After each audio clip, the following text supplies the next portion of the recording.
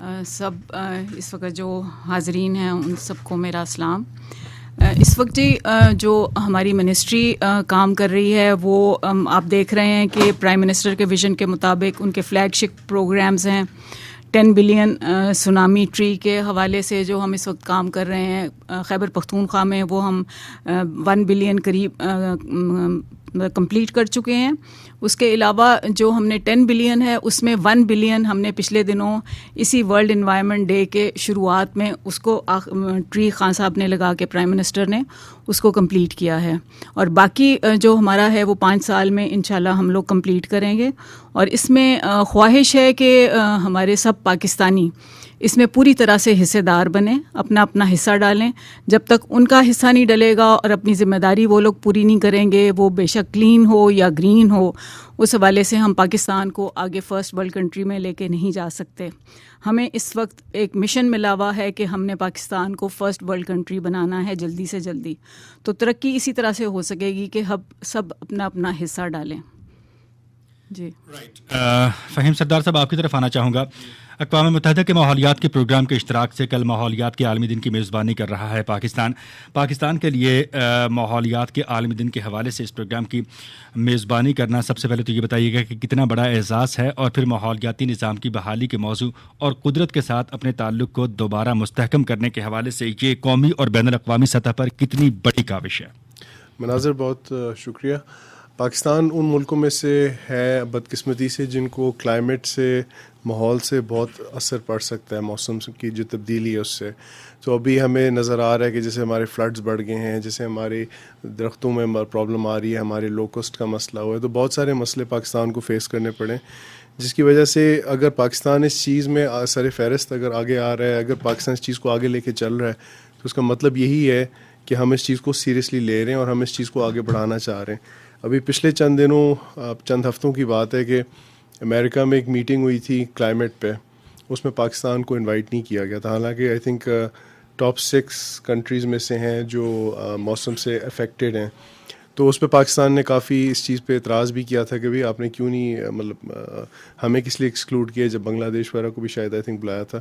سو کہنے کا مطلب یہ کہ اگر ہم کسی ایک کمیٹی میں اگر آگے ہیں اور اس کو ہم آگے لے کے چل رہے ہیں یا اس میں ہم انوالوڈ ہیں، تو اس کا مطلب ہے کہ ہم اس چیز کو ایک نہ صرف سیریسلی لے رہے ہیں، ہم تو ان ملکوں میں سے ہیں جن پہ اثر ہو رہا ہے.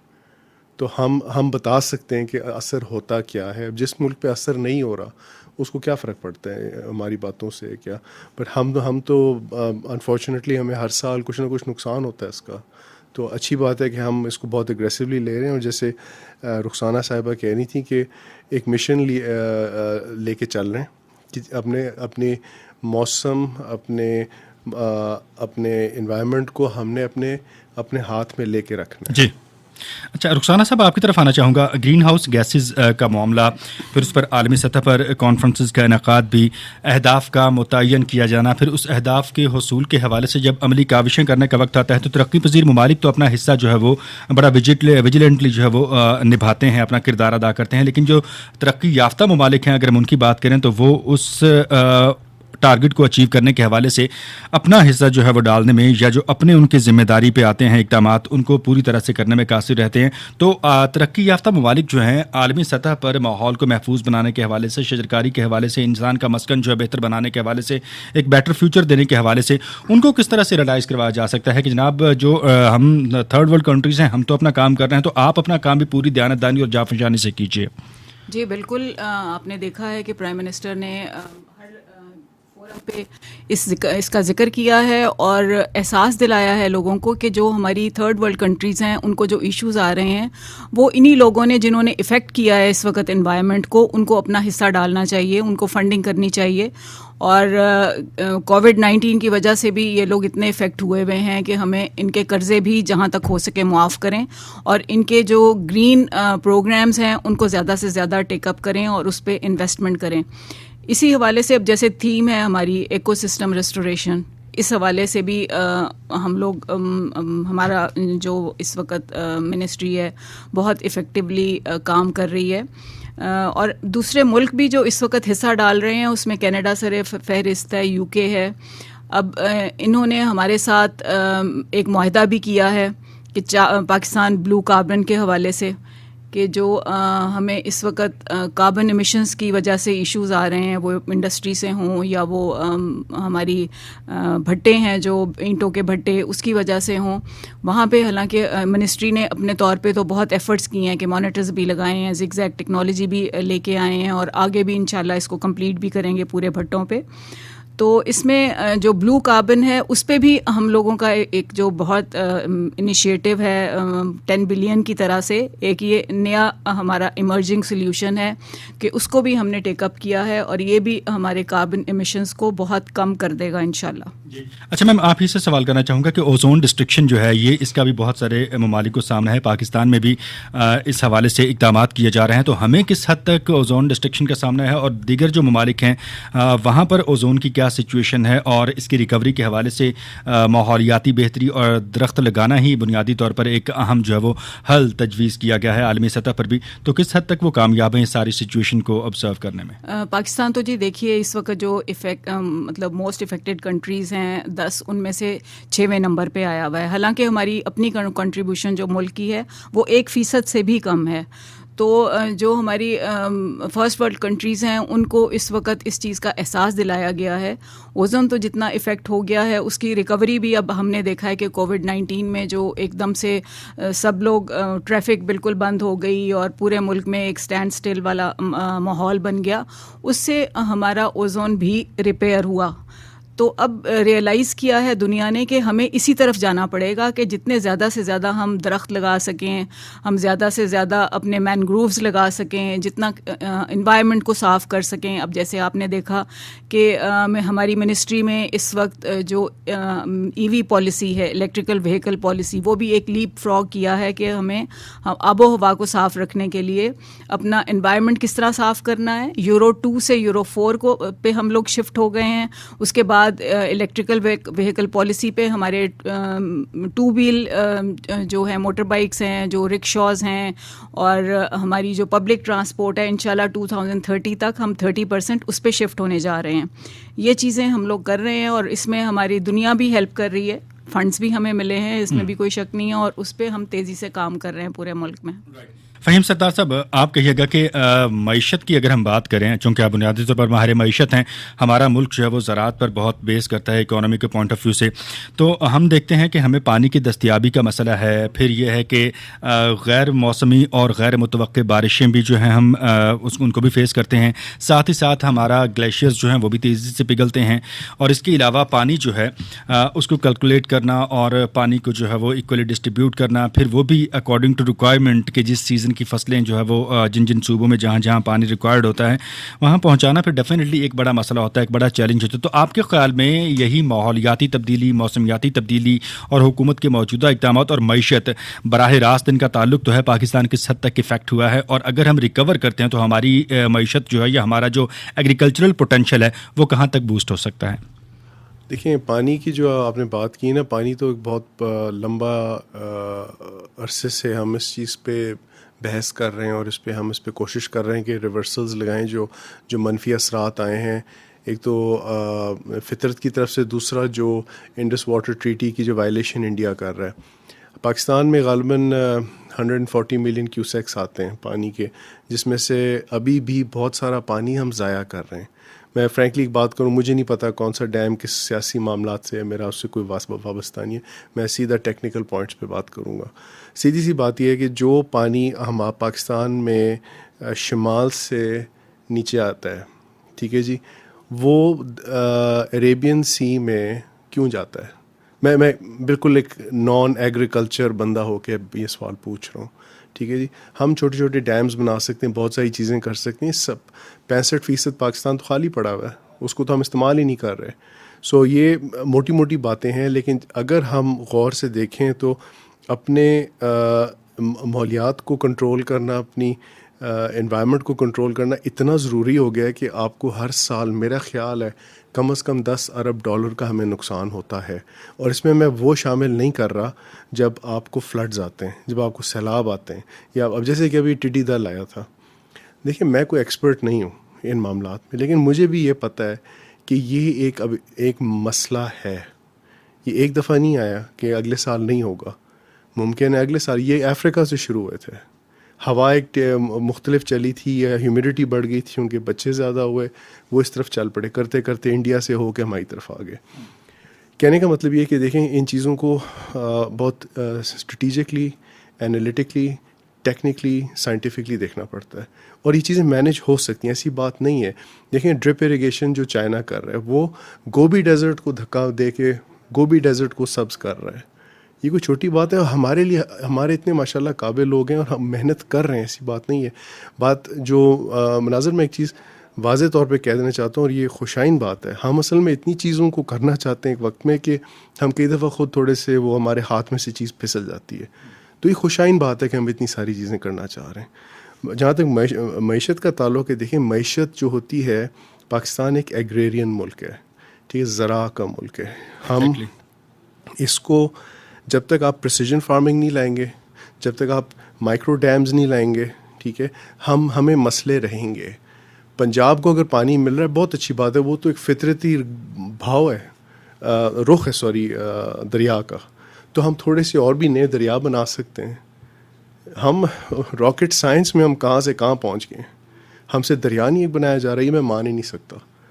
ہم دوسری چیزوں میں مصروف تھے، میں اس طرح سے کہوں گا.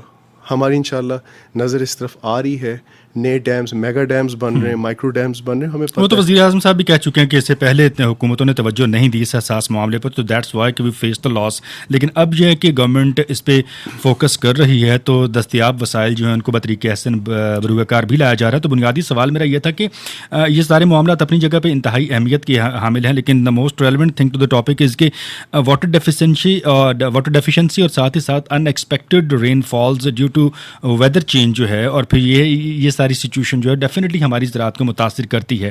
تو کتنا متاثر کیا ہے، اور اگر ہم اسی رفتار سے، اسی ڈٹرمنیشن کے ساتھ اگر ہم شجرکاری کرتے ہیں تو ریکور کتنا کر سکتے ہیں، پوٹینشیل کیا ہے بنیادی طور پر ہماری زراعت کا؟ بالکل. میں اس کا مختصر جواب دینے کی کوشش کرتا ہوں. آپ نے جو کہا نا، پانی کے کم ہونا اور سیلاب کا آنا، یہ دونوں کیا ہیں؟ یہ دونوں متضاد چیزیں ہیں. بالکل یہ ایکسٹریمز ہیں.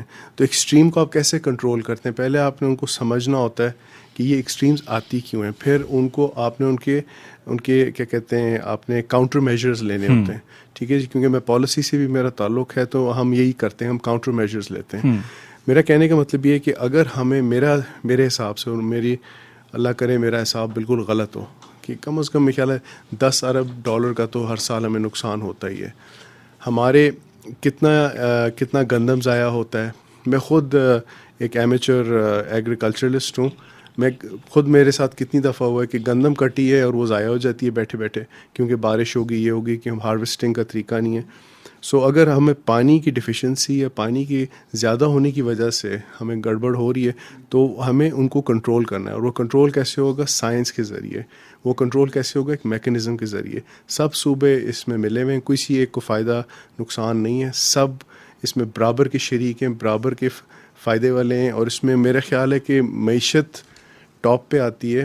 حالانکہ آپ نے مجھ سے یہ چیز پوچھی نہیں، پر میں یہ ضرور کہوں گا کہ جب تک آپ ایگریکلچر کو، زراعت کو انڈسٹریلائز نہیں کریں گے، جی، آپ اس کو پروٹیکٹ نہیں کر سکتے. رائٹ.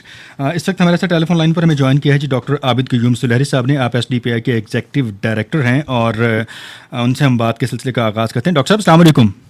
جی وعلیکم السلام. سر بہت شکریہ آپ کا، آپ نے وقت نکالا، ہمارے پروگرام میں پارٹیسپیٹ کر رہے ہیں. ہمارے ساتھ رخسانہ نوید صاحبہ بھی ہیں اور فہیم سردار صاحب بھی ہیں، اور ماحولیات کے موضوع کے حوالے سے ہم بات چیت کر رہے ہیں. تو جاننا یہ چاہوں گا کہ ماحولیاتی تبدیلیوں سے نبردآزما ہونے کے لیے، اور پھر جو متعدد چیلنجز ہمیں ماحولیاتی اور موسمیاتی تبدیلیوں کے تناظر میں درپیش ہیں، ان سے ہم نپٹنے کے لیے کام کر رہے ہیں. 1 ارب درخت تو جسٹ آغاز ہے، 10 ارب درخت جو ہے وہ ہدف ہے. تو آپ کے خیال میں حکومت جو کام کر رہی ہے، اور اس سلسلے میں جو عوامی رد عمل ہے اور ایک معاشرتی شعور جو ہے، ان سب کا تقابلی جائزہ آپ کس طرح پیش کریں گے؟ دیکھیے، جو حکومتی اقدامات ہیں اس کی اپریسیشن تو گلوبل لیول پہ ہوئی ہے، اور یہ حقیقت کہ کل جو ورلڈ انوائرمنٹ ڈے ہے، پاکستان اس کا عالمی سطح پہ میزبانی کر رہا ہے، گلوبل ہوسٹ ہے. یہ ان ریکگنیشن آف جو سکسیس ہے ہمارے جو 10 بلین سونامی ٹری کی، جس کے 1 بلین درخت جو ہیں پچھلے ہفتے ہی مکمل ہوئے ہیں. پرائم منسٹر نے اس کا 1 بلین ٹری پودا جو تھا وہ لگایا تھا.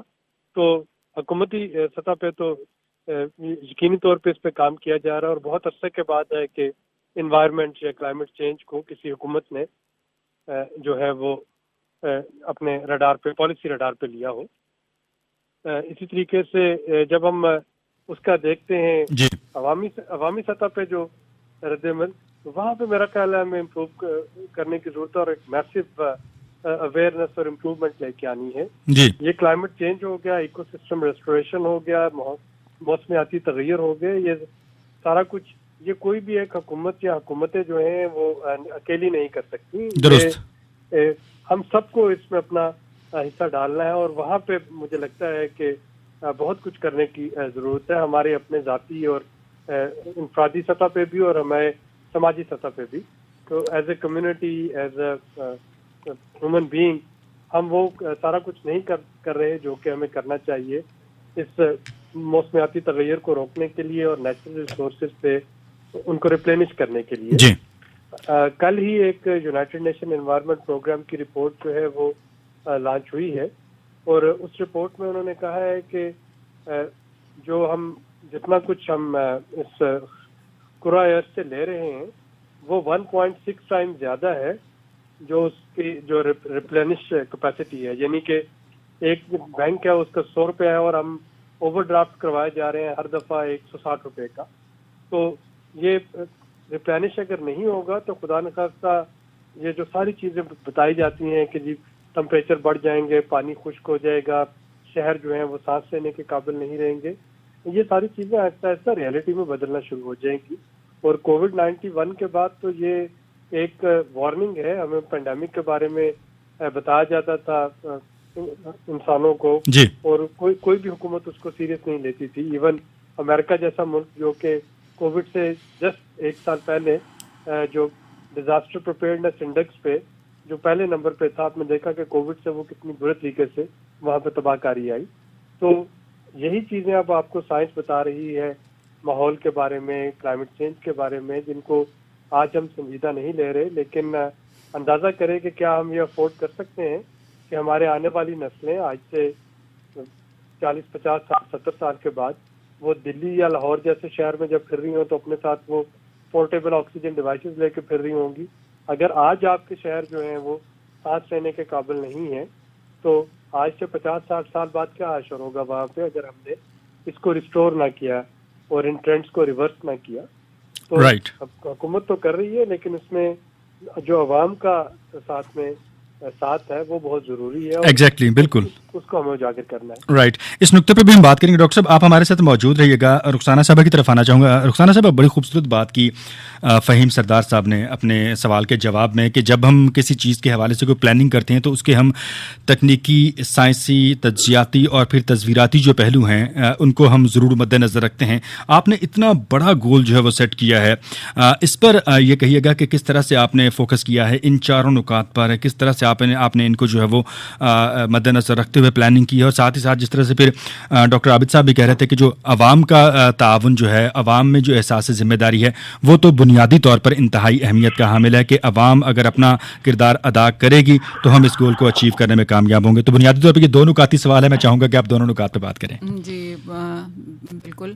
عابد صاحب نے جیسے کہا کہ یہ اویئرنیس جو ہے یہ تو اب ریڈیو پاکستان کی بھی بہت بڑی ذمہ داری بن گئی ہے کہ گورنمنٹ کے اس جو انیشیٹو ہے اس کو آگے جو لے کے چلنا ہے، اس میں ہمیں بہت آپ کی بھی مدد کی ضرورت ہے.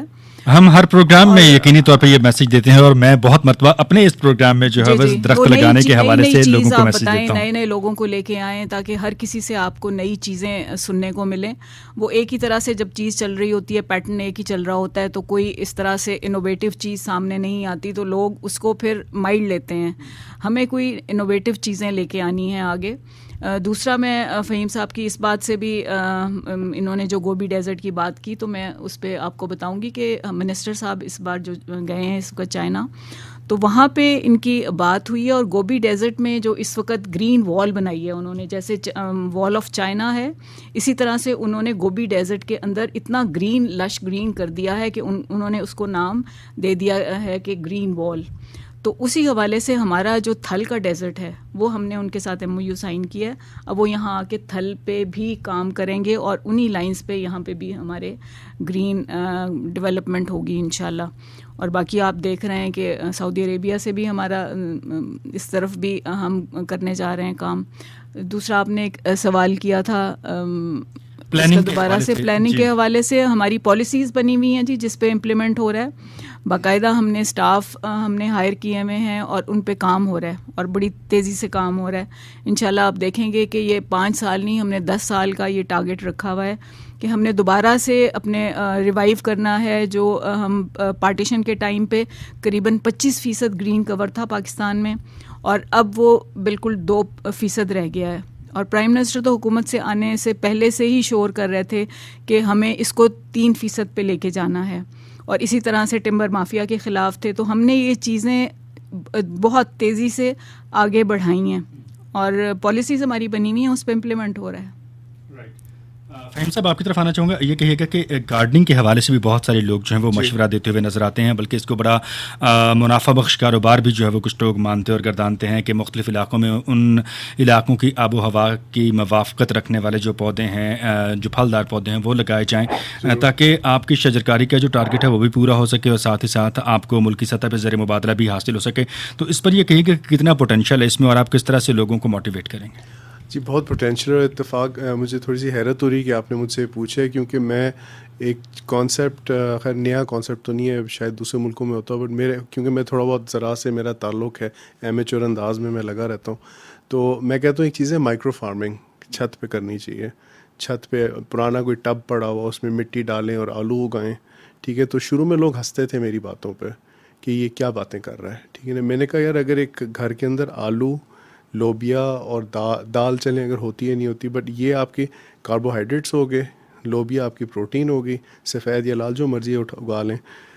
اگر ہم اس طرح کرنا شروع کر دیں ہمارے خرچے کم ہو جاتے ہیں، آپ کی سپلائی بڑھ جائے گی. لوگوں نے مجھے کہا یار اگر سپلائی بڑھ گئی تو وہ تو ضائع جائے گی. میں نے کہا یار یہ ہم ایکسپورٹ کر سکتے ہیں. ہم اس سے آپ نے کہا نا آپ کی آمدن بڑھ جاتی ہے. جی بالکل. سو ایسا کوئی مسئلہ ہی نہیں ہے. ٹھیک ہے. پاکستان میں کیونکہ تھوڑا بہت مجھے اس کا ہلکا سا ایکسپوجر ہے، وہ گندم اگانا اس ملک میں اتنا آسان ہے اور مجھے حیرت ہوتی ہے جب میں کسی خالی زمین کو دیکھوں. سو اگر کچن گارڈن آپ دیکھیں، اس میں خاص طور پہ نیشنل ایگریکلچر ریسرچ کاؤنسل کا میں ذکر کروں گا، کیونکہ انہوں نے باقاعدہ اس کے پلانز بنائے ہوئے. اگر ان کی ویب سائٹ پہ آپ جائیں تو انہوں نے پورا ایک کچن گارڈن بنا کے دیا ہوا ہے. مجھے ان چیزوں کا پتہ نہیں تھا جب تک میں ان کی خود ویب سائٹ پہ نہیں گیا. تو وہ ماشاءاللہ کافی پلاننگ ہوئی ہوئی ہے، کافی چیزیں بنی ہوئی ہیں. اگر جی بالکل ہو بھی رہی ہیں، اور اگر ہم خود ذاتی طور پہ وہ کریں. اب میں ایک چھوٹی سی ایک بات کہوں گا جس پہ یقیناً آپ لوگوں کو ہنسی آئے گی. میں گٹھلیاں اکٹھی کرتا ہوں، تو میرے خاندان والے تو تنگ پڑ چکے ہیں مجھ سے نا، کہ سارا وقت میں گٹھلیاں اکٹھی کر رہا ہوتا ہوں کہ جو اچھی ہوں گی ان کو اگانے کی کوشش کرتے ہیں. تو میں کھجور بھی اگا چکا ہوں. ٹھیک ہے جی. اور لوگوں کو یقین نہیں آ رہا تھا، مطلب اگر ہم سارے صرف ایک کام کریں، جو فروٹ کھاتے ہیں اور جو اس کا ذائقہ اچھا ہے، پھینکیں مت گٹھلی، پانی سے صاف کر کے اس کو زمین میں ڈال دیں. بس رائٹ، گزرتے ہوئے کہیں زمین میں ڈال دیں. میں نے تو پورے گھر میں ڈھیر رکھا ہے. ایک اچھا نکتہ ہے آپ نے اٹھایا، بڑا خوبصورت اور بڑا انوسینٹ سا، کہ جو ڈیفینیٹلی قابل عمل بھی ہے اور ایزیلی کیا بھی جا سکتا ہے. ڈاکٹر عابد قیوم سلیری صاحب، آپ ماشاءاللہ غذائی تحفظ کے ماہر بھی ہیں، اور غذا کی قلت کا سامنا صرف پاکستان کو ہی نہیں ہے، بہت سارے ممالک ایسے ہیں جو غذائی قلت کا شکار ہیں، اور اس کی بنیادی وجہ جو ہے زراعت کے لیے غیر موزوں ماحول اور ریکوائرمنٹ کے مطابق فوڈ کی ان اویلیبلٹی ہے. تو آپ یہ کہیے گا کہ اس سلسلے میں اقوام متحدہ کا یہ زیر اہتمام اتنا بڑا ایک جو پروجیکٹ ہے، اور پھر پاکستان کی گورنمنٹ جو ہے انڈیویجولی اس کے لیے جو بہت ایفرٹ کر رہی ہے، وزیر اعظم عمران خان کا بڑا کلیئر نیریٹو اور ویژن ہے اس معاملے میں، تو یہ کتنا ممد و معاون ثابت ہوگا اس ٹارگٹ کو اچیو کرنے کے حوالے سے؟ آپ اپنی ماہرانہ رائے جو ہے وہ سے آگاہ کیجیے. ڈاکٹر صاحب آپ ہمارے ساتھ موجود ہیں؟ ڈاکٹر عابد قیوم سلیری صاحب کے ساتھ ہمارا رابطہ منقطع ہوا ہے. یہی سوال فہیم سردار صاحب آپ سے کرنا چاہوں گا کہ آپ اس پہ کیا کہیں گے؟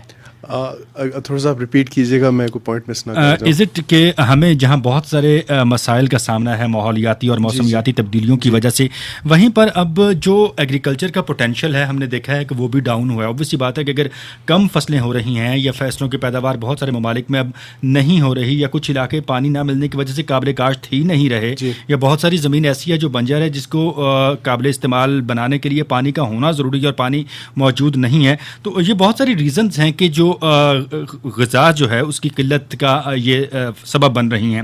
پاکستان بھی ایک محتاط اندازے کے مطابق اس کا سامنا کر رہا ہے, اور دیگر بہت سارے ممالک, خاص طور پر اگر ہم افریقی ممالک کی بات کریں, وہاں تو غذائی قلت کے حوالے سے شاید کچھ مزید کہنے کی ضرورت ہی نہیں ہے. تو ہم دنیا میں جو غذائی قلت ہے اس پہ کس طرح سے قابو پا سکتے ہیں, صرف ایک ماحولیاتی تبدیلی کے تناظر میں یہ جو کاوشیں ہیں ان کو برابر کر کے. دیکھیے, میں آپ کو بہت ایک سمپل سادہ سے ایک اعداد و شمار آپ سے شیئر کرتا ہوں کہ پاکستان میں فی ایکر اگر کوئی ہم گندم اگا رہے ہیں, ٹھیک ہے جی, یہ ہم اپنی طرف سے سمجھتے ہیں کہ بہت اچھی گندم ہم اگا رہے ہیں. اصل میں اس کی ایوریج جو بنتی ہے نا, جو اچھے ممالک میں ہے, جو زراعت کے ملک بھی نہیں ہیں, میں ان کے نام نہیں لوں گا, اس میں سے امریکہ بھی ایک ہے ملک, وہ 8 گنا اس سے زیادہ کرتے ہیں. آگے سنیے گا, ایک چیز ہوتی ہے ہائیڈروپونکس. ہائیڈروپونکس ہے کہ آپ پلاسٹک کی پائپس میں ورٹیکل بھی ہارزونٹل بھی, میڈم, کہ آپ ہائیڈروپونکس میں, کیونکہ اس میں تھوڑا سا میں نے کام کیا ہوا ہے, اس کی جو پروڈکشن ہے وہ ہماری سوچ سے باہر ہے. کیونکہ وہی اللہ کا نظام ہے, وہ بس اس اللہ کے نظام کو تھوڑے ذرا زیادہ کنسنٹریٹڈ طریقے میں انسان لے کے چلتا ہے. پانی چلتا رہتا ہے پائپوں میں, اور وہ چیز اس میں اگتی ہے ہارزونٹلی اور ورٹیکلی, جیسے رخسانہ صاحبہ نے بھی کہا. میرا کہنے کا مطلب یہ دیکھیں کہ جہاں قلت ہوتی ہے نا, قلت کو پہلے, ایم سوری میں ہر چیز کو معیشت کی طرف ہی لے کے جاؤں گا, ٹھیک ہے, قلت کو پہلے اسٹڈی کرنا ہے. یہ قلت ہوئی کیسے, یا ڈیمانڈ ہوگی یا سپلائی ہوگی, ٹھیک ہے جی. اگر ڈیمانڈ ہے اور سپلائی نہیں ہے تو سپلائی کدھر گئی, اور یہ اس وقت اسٹڈی کرنے کا کوئی فائدہ نہیں ہے, یہ پیچھے جا کے دیکھنا پڑتا ہے کہ یہ قلت شروع کب ہوئی تھی. اسی لیے کافی سارے ملکوں میں مانیٹرز ہوتے ہیں, وہ ہر وقت سپلائی مانیٹر کر رہے ہوتے ہیں ہر چیز کی, ٹبیکو سے لے کے گندم سے لے کے جو اشیاء ان کے ملک میں چاہیے ہوتی ہے اس کی وہ مانیٹرنگ کر رہے ہوتے ہیں. اس کو کیونکہ میرا اس پالیسی کے اس اینگل سے تعلق ہے, اس کو میں کہتا ہوں کمپلیٹلی ایکسپوزڈ. جب آپ ایک چیز کو مانیٹر نہیں کر رہے ہوتے, یا آپ اس کے مانیٹر اگر کر رہے ہیں تو آپ اس کے کاؤنٹر میجرز نہیں لے رہے ہوتے, ٹھیک ہے جی. سو پاکستان میں جیسے آپ نے چند ملکوں کا قلت کا ذکر کیا, دیکھیں ہم ابھی بھی, ہمارے مسئلے ہیں, دیر از نو ڈاؤٹ, لیکن ابھی بھی ہمارے اللہ نے بڑا ہم پہ رحم کیا ہے. کئی ملک ہیں جو اگا بھی نہیں رہ سک رہے اپنے لیے کچھ, سب کچھ ان کو امپورٹ کرنی پڑتی ہے. ہم اگر تھوڑی سی اپنی مینجمنٹ ٹھیک کر لیں, سائنس ہمارے پاس ہے, ایکسپرٹس ہمارے پاس ہیں, سب کچھ ہمارے پاس ہے, اور بہتر سیڈ اور جینومز بھی ہمارے پاس ہیں. میرے خیال ہے پاکستان کے پاس ایشیا کا یا اسلامک ورلڈ میں سب سے زیادہ سیڈ کا ڈیٹا بیس ہمارے پاس ہے, ٹھیک ہے جی. سو اس طرح سے ہم کورڈ ہیں. بات صرف ہے کہ اگر اس کو ہم ایک وسیع انداز میں پورے ملک میں پھیلانا شروع کریں, اور میں ہمیشہ لوگوں کو کہتا ہوں ٹکڑوں میں پھیلائیں, کبھی بھی اس کو پورے ملک میں نہ پھیلائیں, ٹکڑوں میں پھیلانا شروع کریں. یہی وجہ ہے کہ زیتون, میرا پہلا واسطہ زیتون سے ہوا تھا 6 سال پہلے, اور تب مجھے پتہ چلا تھا کہ پاکستان میں زیتون اور ایک اور ہے انگور, ان کے پروجیکٹس, جی بالکل جی میڈم ایبسلیٹلی, وہ وزیرستان تک جا چکے ہیں اور کسی کو پتہ ہی نہیں تھا. میں جا کے میں نے خود اسٹڈی کیا, دیکھا. اب میں لوگوں کو اپنی ناقص رائے دے رہا ہوتا ہوں کہ زیتون کے ساتھ کرنا کیا ہے. سو یہ ہمیں آہستہ آہستہ پروجیکٹس پھیلانے ہیں تاکہ سارے اس کا حصہ بنیں. رخسانہ صاحب آپ کی طرف آنا چاہوں گا. بڑی طویل اور بڑی وضاحت والی گفتگو کی ہے فہیم صاحب کے ساتھ میں نے. ہم طالب علموں کو جو ہے ان کے پوٹینشیل سے ہم کیوں استفادہ نہیں کرتے ہیں, ذہن سازی کی جائے, شعور اجاگر کیا جائے, نصاب میں اس چیز کو جو ہے وہ ڈالا جائے تاکہ طالب علموں کو ریئلائز کروایا جا سکے, خاص طور پر ہائی اسکول اور کالجز کی سطح پر, یونیورسٹیز کی سطح پر, کہ وہ درختوں کے کاٹنے کو یا درختوں کے خاتمے کو جو ہے وہ قابل نفرت سمجھیں, درخت لگانے سے محبت کریں, لگے ہوئے درختوں کی جو ہے وہ آبیاری میں اور ان کے تحفظ میں جو ہے وہ اپنا کردار ادا کریں. یہ کتنا امپورٹنس کا حامل ہے, اور کس طرح سے آپ کے خیال میں, بلکہ بہت سارے لوگ یہ کہتے ہیں کہ یہ بڑا جو ہے وہ ہیلپ فل ثابت ہوگا اس ٹارگیٹ کو اچیو کرنے میں؟ بالکل جی، اس میں کوئی شک نہیں ہے کہ ہمیں جب تک ہم نے بچوں کو ایجوکیٹ نہ کیا ہم آگے آنے والی نسلوں سے کیا توقع رکھ سکتے ہیں. اس وقت ہم نے جو کریکولم بنایا ہے یونیفارم سلیبس ہوگا انشاءاللہ پورے پاکستان میں. ابھی اسلام آباد میں انٹروڈیوس کر دیا گیا ہے، باقی پروونسز میں بھی آ جائے گا. اس میں ہم نے بچوں کو ایجوکیٹ کیا ہے، ٹیچر سے کہا ہے پریکٹیکل ورک ان کے ساتھ بچوں کے ساتھ کیا جائے، سیڈ سے کیسے گرو کرنا ہے پلانٹ کو ہم نے، اور انوائرمنٹ کیسے ہم نے صاف رکھنی ہے. اس حوالے سے ہم نے سلیبس میں یہ چیزیں ڈال دی ہیں، اور یہ انشاءاللہ کلاس 10 تک ہم نے چھوٹے لیول سے سٹارٹ کر کے اس کو ایکسٹریم لیول پہ ہم لے گئے ہیں کہ اس پہ بچوں کو انوائرمنٹ پہ کس طرح سے ہم نے ایجوکیٹ کرنا ہے کہ دنیا میں کیا انوائرمنٹ چل رہی ہے اور ہم اس میں کتنا اپنا حصہ ڈال رہے ہیں. اب دیکھیں خیبر پختونخوا میں بھی آپ دیکھتے ہیں کہ آپ کو ڈگری نہیں ملتی جب تک آپ نے درخت لگا کے اس کو مانیٹر ٹیچرز کرتے ہیں اور اس کی گروتھ دیکھنے کے بعد اس پہ ان کو مارکس دیے جاتے ہیں.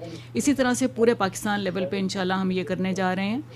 اس کے علاوہ میں کہہ رہی ہوں کہ جو ہم نے اس وقت لوکل گورنمنٹس کو انگیج کیا ہوا ہے اس میں بچوں کو بھی پتہ چل رہا ہے کہ ان کی انوائرمنٹ صاف ہوتی چلی جا رہی ہے. جیسے کمپٹیشن ہے، پہلے 19 ڈسٹرکٹس کا کمپٹیشن تھا آپس میں کلین گرین پاکستان انڈیکس کے حوالے سے، جس کے پرائم منسٹر چیمپئن ہیں. اب وہ چیمپئنز بن رہے ہیں اور لوکل گورنمنٹ کے جو لوگ ہیں اس میں صفائی کے حوالے سے، پانی کی مینجمنٹ کے حوالے سے، پلانٹیشن کے حوالے سے پوری طرح سے ایکٹیو ہیں. 19 ڈسٹرکٹس کے بعد جب پرائم منسٹر نے ان کو ایوارڈز دیے، جو لوگ لوکل گورنمنٹ کے بھی تھے اور سول سوسائٹی سے بھی لوگ تھے، تو اب پاکستان کے 84 ڈسٹرکٹس جنہوں نے کہا کہ ہمیں بھی ساتھ میں پروونسز نے کہا ہمیں بھی انگیج کریں، تو اب 84 ڈسٹرکٹس ہیں جن کا آپس میں کمپٹیشن ہو رہا ہے. تو لوکل گورنمنٹس بھی اپنے کافی ایکٹیو ہیں اور لوگوں کو انوالو کر کے اپنے ساتھ وہ کام کر رہی ہیں. اسی حوالے سے گرین پاکستان انڈیکس کے حوالے سے اس میں بچے بھی ایجوکیٹ ہو رہے ہیں کہ ہماری انوائرمنٹ پہلے سے بہتر ہوتی چلی جا رہی ہے. اچھا، اس سلسلے میں لیجسلیشن بھی بڑی جو ہے وہ معاون ثابت ہوگی. اس پر بھی میں آپ سے سوال کروں گا. اس وقت میں جوائن کیا ہے سید محمود ناصر صاحب نے، آپ سابق انسپیکٹر جنرل ہیں فارسٹ کے. السلام علیکم محمود ناصر صاحب. جی وعلیکم السلام ورحمۃ اللہ وبرکاتہ. بہت شکریہ محمود ناصر صاحب آپ کا ہمارے ساتھ موجود رہنے کے لیے اور اسپیشلی اس پروگرام میں پارٹیسپیٹ کرنے کے لیے. تھوڑا سا آپ کو انتظار کرنا پڑا، رخسانہ نوید صاحبہ سے گفتگو کا سلسلہ چل رہا تھا. یہ فرمائیے گا کہ جنگلات کا تحفظ اور پاکستان کی ریکوائرمنٹ کے مطابق جنگلات کو لگانا جو ہے وہ اس سلسلے میں حکومت جو ہے وہ اب بڑا ویجیلنٹ ایک رول پلے کر رہی ہے، عملی طور پر کام کا آغاز کر دیا گیا ہے. جنگلات اپنی جگہ پر. محمود صاحب آپ مجھے سن پا رہے ہیں؟ اگر آپ اپنی تھوڑی سی پوزیشن تبدیل کریں تو کائنڈلی ہمیں آپ کو سننا آسان ہو جائے گا. محمود صاحب رابطہ منقطع ہوا جی ہمارا محمود ناصر صاحب کے ساتھ. میڈم آپ کی طرف آنا چاہوں گا. لیجسلیشن پر ہم بات کر رہے تھے کہ legislation is an other important topic, is an other important point کہ ہم آلودگی کے حوالے سے خاص طور پر ہم نے اکثر دیکھا ہے کہ آلودہ اور غیر موزوں ماحول جو ہے وہ پودوں کے لیے بنانا یہ بھی یقینی طور پر آپ کہہ سکتے ہیں کہ شجرکاری کے اگینسٹ ہے. پھر اس کے علاوہ ہم آلودگی کے حوالے سے ایک انڈیویجول جو کر سکتا ہے ہم جو ہے وہ نہیں کرتے ہوئے نظر آتے. ساتھ ہی ساتھ ٹمبر مافیا کہ اب سے کچھ دیر پہلے آپ نے بات کی، اس حوالے سے کچھ قوانین موجود تو ہیں لیکن معذرت کے ساتھ کہ وہ اتنے فعال نظر نہیں آتے بہت سارے علاقوں میں جتنے فعال ان کو حالات کی اور وقت کی ضرورت کے مطابق ہونا چاہیے تھا. اس سلسلے میں مزید سخت اقدامات کی ضرورت ہے. حکومت اس سلسلے میں کیا سوچ رہی ہے اور کیا کر رہی ہے؟ ٹمبر مافیا سے اسٹارٹ کرتے ہیں جی. یہاں اب اس وقت پروٹیکٹڈ ایریاز ڈکلیئر کر دیے گئے ہیں. گلگت بلتستان تو پورا ہی اس میں آ گیا ہے پروٹیکٹڈ ایریا میں. وہاں پہ کوئی بھی اس طرح سے درخت کاٹ نہیں سکے گا. فائن ہیوی پینلٹیز اس پہ رکھی ہوئی ہیں. باقی پاکستان میں بھی ہم نے نیشنل پارکس جیسے ہم نے ڈکلیئر کیے ہیں، پہلے 30 تھے اور اس کو اب 45 کر دیا گیا ہے اور پروٹیکٹڈ ایریاز ڈکلیئر کر دیے گئے ہیں. یہاں پہ اب سٹاف بھی رکھا گیا ہے، مانیٹرنگ بھی ہوگی، لیٹسٹ اکوپمنٹ بھی ان کو پہنچایا جا رہا ہے. کچھ دے دیا گیا ہے، کچھ انشاءاللہ مزید جیسے جیسے فنڈز آتے چلے جائیں گے ہم جتنے بھی ہمارے فارسٹ ہیں وہ سارے پروٹیکٹڈ ہو جائیں گے.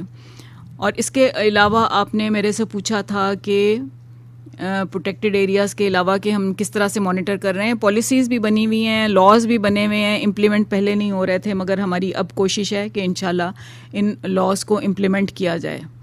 اچھا، اس سلسلے میں ایک چیز اور انتہائی اہمیت کی حامل ہے جو کہ اویئرنیس ہے، اویئرنیس ریگارڈنگ کہ ہم کلاسیفائی کریں مختلف ایریاز کو کہ کون سا پودا کس علاقے کے لیے موافق ہے. اس سلسلے میں عوام میں جو ہے وہ آگاہی کا پیدا کیا جانا ضروری ہے. اس پر بھی میں آپ سے جواب لوں گا. ایک مرتبہ پھر سے ہم بات کریں گے سید محمود ناصر صاحب سے. آپ سابق آئی جی ہیں فارسٹ کے. محمود ناصر صاحب السلام علیکم، ایک بار پھر سے خوش آمدید. جی شکریہ.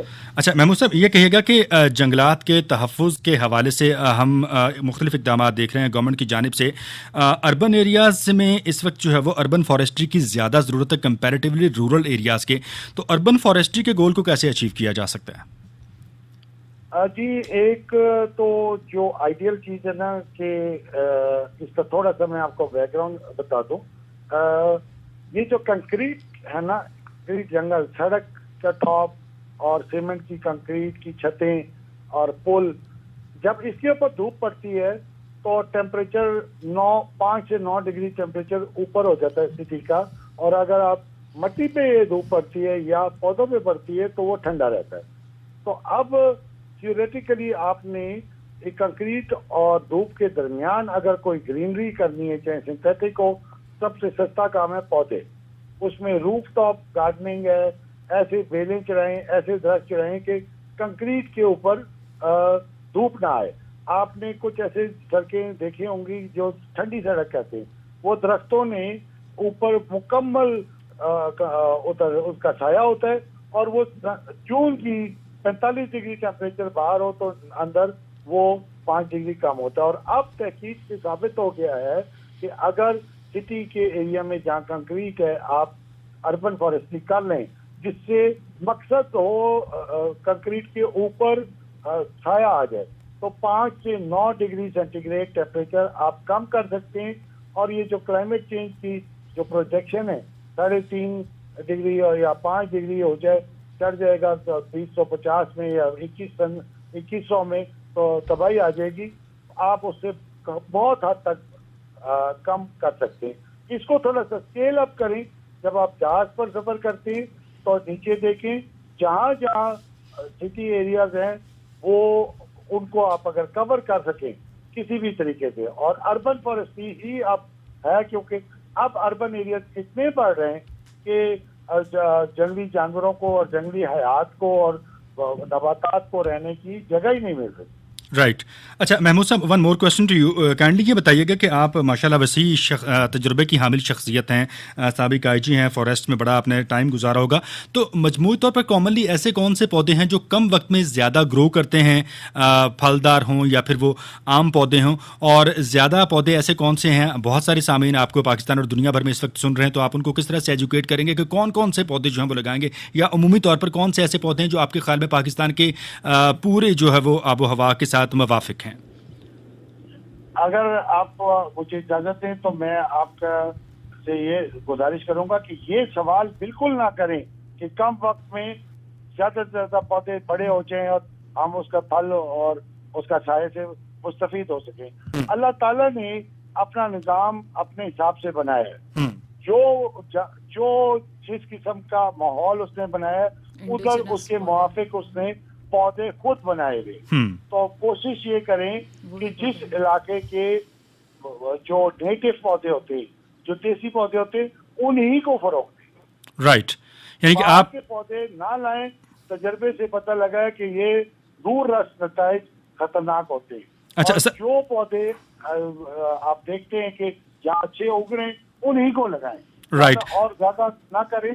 البتہ اب ٹیکنالوجی بہت تیزی سے بڑھ رہی ہے اور بدقسمتی سے میں نے گفتگو بھی کی ہے، پاکستان میں ہمارے جو تحقیقاتی ادارے وہ جو دنیا میں ٹیکنالوجی تیزی سے بدل رہی ہے، وہ جنگلات کے ادارے اس سے نابلد ہیں. اس میں اگر نوجوان سن رہے ہیں تو میں ان کو یہ گزارش کروں گا کہ پولی پلائڈی کے ٹریز جو ہیں ان پر غور کریں.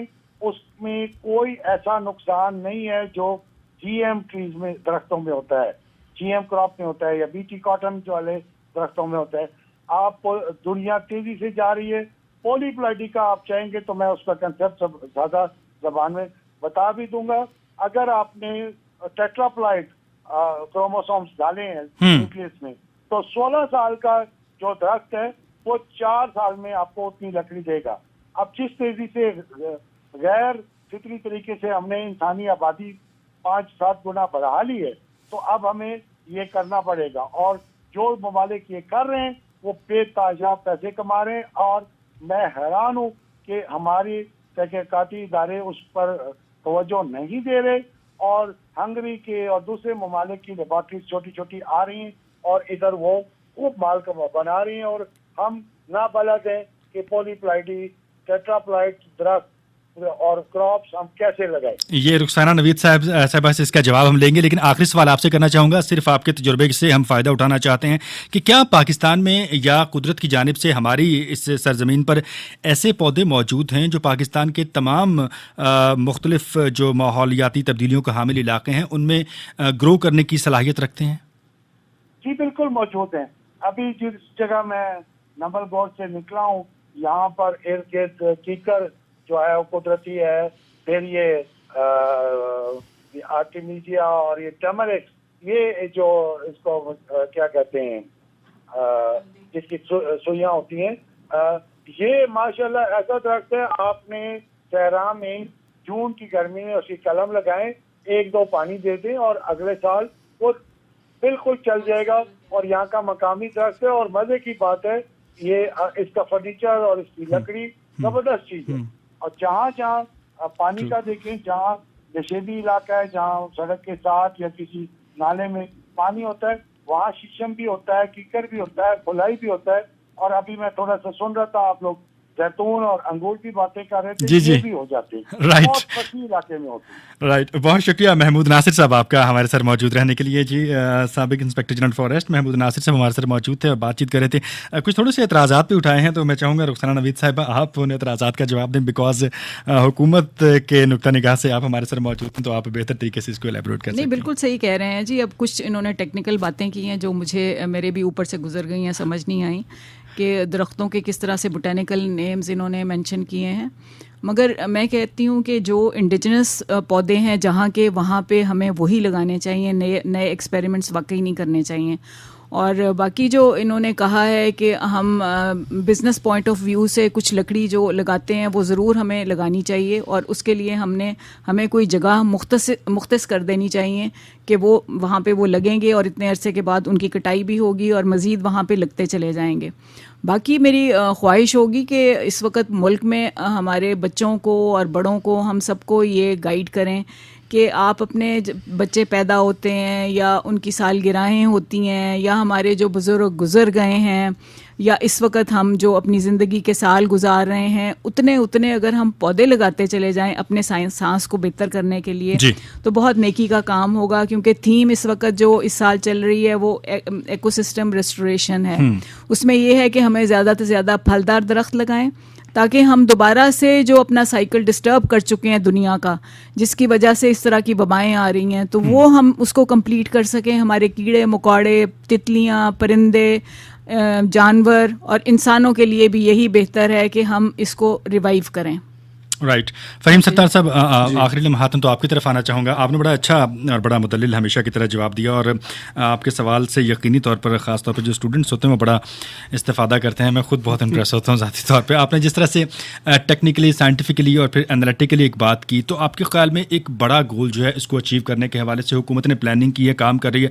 مزید آپ کے خیال میں آپ بحیثیت ماہر جو وہ کیا رائے دیں گے ان کو کہ کس طرح سے بہتری کے ساتھ اور اچھے طریقے سے کمپوزڈ ہو کے اس گول کو اچیو کیا جا سکتا ہے؟ میں تو رخسانہ صاحبہ سے کچھ سیکھوں گا, میں رائے تو کوئی نہیں دوں گا. میں صرف یہ کہوں گا, ایک بہت ہی چھوٹی سی بات ہے, گٹھلی نہ پھینکیں. گٹھلی اپنی جیب میں رکھا کریں. ماویں خاندان والے تنگ پڑ جائیں, جیب میں رکھیں گٹھلی, جہاں جگہ ملتی ہے گھسا دیں زمین میں. وہ اللہ جانے اور وہ اللہ جانے. ہاں جی بالکل, وہ بات آپ کی بالکل درست ہے. لیکن اس کے ساتھ ساتھ یہ ضرور ہے کہ موافقت رکھنے والے پودے جو ہیں وہ موافقت رکھنے والے علاقوں میں لگائے جائیں. پودوں کی فراہمی یہ ایک بڑا ٹاسک ہے ڈیفینیٹلی. اس کو بھی سائنٹیفکلی, جیسے آپ نے کہا, بڑا ٹیکنیکلی گفتگو کرتے ہیں, تو ایسے ہی پھر اس کو تو پروسیڈ کرنا پڑے گا. میں صرف ایک گزارش میں ایک عرض یہ کروں گا کہ دیکھیں, جو بھی چیز سامنے آتی ہے, چاہے وہ نیچرل ہو, ایگریکلچر ہو, اکنامک ہو, انڈسٹریل ہو, اس کو ایک اسٹڈی کر کے اس کے آپ نے اس کے اسٹریس ٹیسٹ کرنا ہوتا ہے. اسٹریس ٹیسٹ کے اندر جو میری ایک ٹرم ہے جو میں استعمال کرتا ہوں اپنی کریئر میں, بہت مجھے فائدہ ہوا ہے, فائر سینیریو. سب سے جو گندا سینیریو آپ سوچ سکتے ہیں, آپ اس کو سامنے رکھیں, اس کی تیاری شروع کر دیں. کبھی مسئلہ ہی نہیں ہوتا, مطلب کہ آپ کے ایشوز آرام سے آپ نیویگیٹ کر کے نکل جاتے ہیں, سارے پتھر میں کبھی ٹکر ہی نہیں لگتی. کہنے کا مطلب یہ ہے کہ اگر ہم نے اپنے میں صرف مثال دے رہا ہوں, جلدی سے مثال دے دوں کہ اگر ہم نے پاکستان کو سبز کرنا ہے, یہ میرا پاکستان ہے, ٹھیک ہے, جس کو میں سبز کرنا ہے, اس کا طریقہ یہی ہے کہ جیسے جو ایکسپرٹس کے ہیں, آئی جی صاحب بھی کہہ رہے تھے کہ لوکل چیز کو پکڑیں, اسی کو آپ اگائیں. آم کا درخت جو ہے وہ بہت آسانی سے اگتا ہے پاکستان میں, ٹھیک ہے جی. تو یہ چیزیں ہم کر سکتے ہیں اور وہ آسانی سے ہو سکتی ہیں اور ہمیں کرنی بھی چاہیے. رائٹ. بہت شکریہ جی فہیم سردار صاحب آپ کا. رخسانہ نوید صاحبہ پارلیمانی سیکرٹری ہیں آپ برائے موسمیاتی ماحولیاتی تبدیلی, اور آج کی تقریب میں بھی آپ موجود تھیں اور ڈیفینیٹلی بڑا ویجیلنٹ آپ رول پلے کر رہے ہیں. بلکہ ہم سب کا, جیسے کہ فہیم سردار صاحب نے کہا کہ ہمارا ملک ہے, یہ ہمارا گھر ہے, ہمارا پاکستان ہے, تو ہم سب نے مل کر اس کی بہتری کے لیے, اس کی ترقی, خوشحالی اور فلاح کے لیے اور آنے والی نسلوں کو بہتر سرسبز اور محفوظ مستقبل کی فراہمی کے لیے ہم سب نے اپنا کردار جو ہے وہ ادا کرنا ہے. یہ وقت ہم سے اس چیز کا تقاضا کر رہا ہے. جیسے کہ ایک ماہر نے ابھی سے کچھ دیر پہلے بھی یہ بات کی کہ اگر ہم ان پہلوؤں پر توجہ نہیں دیں گے تو سوچئے کہ 40-50 سال بعد کیا ہم پورٹیبل آکسیجن کی ڈیوائسز یا کچھ اس طرح کے پوٹس لے کر ساتھ پھر رہے ہوں گے. تو جناب یقینی طور پر ہم اس کے متحمل نہیں ہو سکتے ہیں. یہ دعا کریں گے آپ ہمیشہ تندرست و توانا اور محفوظ رہیں. اور درخت لگانے کے حوالے سے اگر بات کی جائے تو کہتے ہیں جناب کہ درخت لگانا صدقہ جاریہ بھی ہے. درخت لگانا وہ نیکی ہے جس کا آپ کو ثمر اور صلہ دنیا میں بھی ملتا ہے اور آخرت میں بھی ملتا ہے. بالکل. تو جناب اسی نوٹ پر آپ سے اجازت چاہیں گے. اپنا بہت سارا خیال رکھیے گا, درخت لگائیے اور پھر اس درخت کی حفاظت کیجیے, سرسبز و شاداب بنائیے اس ملک کو, اس قوم کو اور اپنے اس گھر کو, تاکہ آپ اور آپ کی آنے والی نسلیں تندرست و توانا, محفوظ اور شاداب رہ سکیں. اسی نوٹ پر آپ سے اجازت چاہیں گے. اللہ حافظ.